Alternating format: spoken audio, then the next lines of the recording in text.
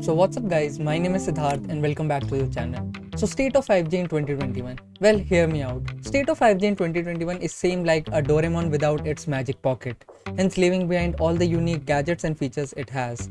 So people around me ask me for a 5G recommendation, and the straight up answer to that, like should you buy a 5G smartphone in 2021, is no, but also yes.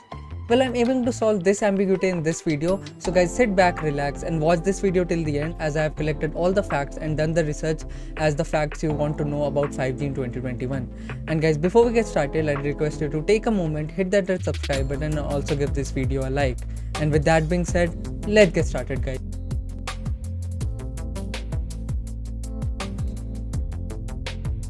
So before we talk about like should you get a 5G phone or not, let's just first talk about how different 5G is from 4G and how big of a leap it is from its previous generations. So if you go and search like what was the frequency of 3G and 4G, then they were operating on the same frequency of about 5 to 20 megahertz. But with 5G, the real difference is bump up in frequency. It has been significantly bumped up to 20 to 40 gigahertz. Well, what does that mean into real world usage? Well, with higher bandwidth, you can experience higher and faster mobile networks and better mobile connections even in denser areas. So like imagine an area which is densely populated and many of people around them using cellular network. Then 4G would struggle in delivering high speed internet. But 5G on the other hand, because of its high 20 to 40 gigahertz of bandwidth, would be able to provide faster internet to the masses, and this would directly translate to real world faster uploads and downloads. And this is the major thing that should have been talked about 5G. Like you all know what are the wavelengths 5G works upon. The one sub 6 gigahertz and the other one is millimeter wave. We'll talk about that in the later part of this video, but I want to stress upon the frequency part, as this would directly convert into real world usage.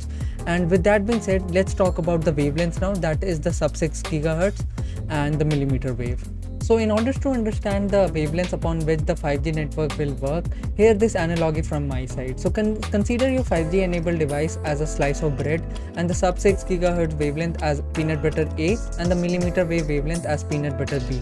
So when I'm trying to spread the peanut butter A on the slice of bread, it spreads uniformly over the side of the bread. But on the other hand, the millimeter wave is just concentrated in the center part of the bread. Hence what I'm trying to say is that the sub 6 gigahertz wavelength is the one which will get diversified, and whenever the 5G would get deployed in India in the coming years, this is the wavelength which will be getting initially, and the millimeter wave will take around 10 years more when the sub 6 gigahertz will get deployed. So the sub 6 gigahertz will cover the larger user base, and just like 4G, this would be a slightly bump up in mobile network speeds and not as significant as you see in the Western YouTubers video.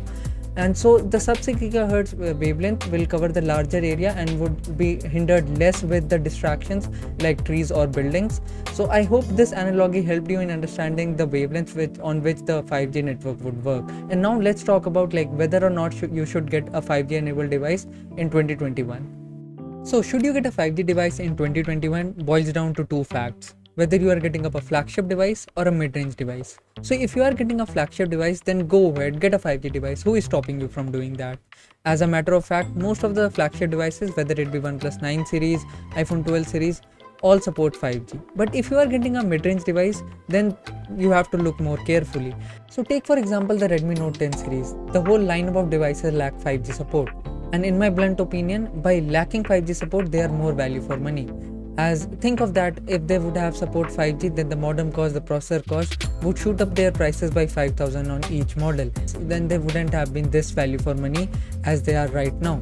So keep this in mind while buying a mid-range devices, as you are getting far superior 4G devices, and that should last up to more than 2 years, and then the 5G would get matured in India, and then you can invest in a 5G device, and that would make more sense. So guys, that was all from this video. I hope you found this content helpful, and in any way, if this content made some sense, then do give this video a like and also subscribe to the channel. This was your host Siddharth. I'll catch you guys in the next one. Till then, bye bye.